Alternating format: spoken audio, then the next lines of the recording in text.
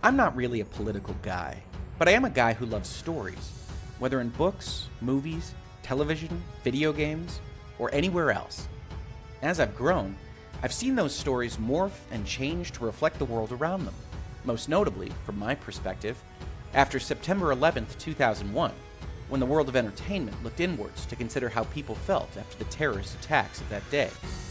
Now, after the so-called loss of innocence of 9/11, and the rise of political figures which many can't stand for reasons both real and imagined, we appear to have come to a point in our collective culture where at least the media gatekeepers don't have it in them anymore to continue the heroic monomyth. We don't live in a world where paragons of virtue exist to defend the helpless, they say. We live in a fallen world where heroes are just people who haven't lived long enough to become the villain, to paraphrase another very popular work from the 2000s. To believe in them is the height of folly, and to make stories recommending such belief is wrong, they tell us. All is desperation and decay. I believe that this is the environment in which Rian Johnson created Last Jedi, and I can hardly fault him entirely for following the movement of the day. But for me, I find it tremendously sad.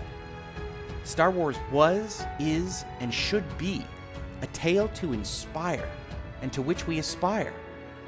Luke Skywalker may be unrealistically noble in Return of the Jedi, but by God, who didn't want to stare evil in the face and say, "I am a Jedi," like my father before me?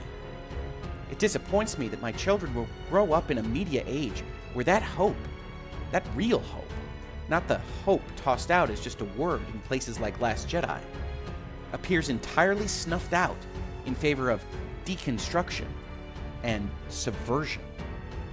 No matter how bad you believe the state of the world to be, or don't believe it to be, there is always a place for heroes, for paragons, for knights. Jedi Knights.